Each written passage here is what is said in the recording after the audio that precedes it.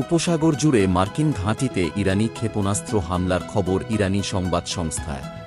ইরানের farce news এজেন্সির খবরে বলা হয়েছে, উপসাগরীয় অঞ্চল জুড়ে কয়েকটি সামরিক ঘাঁটিতে ইরান ক্ষেপণাস্ত্র হামলা চালিয়েছে।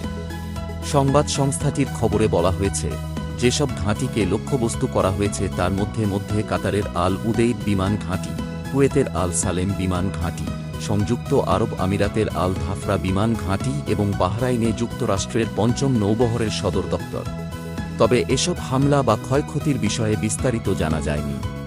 কাতারের রাজধানী দোহায় বড় ধরনের বিস্ফোরণের খবর পাওয়া গেছে।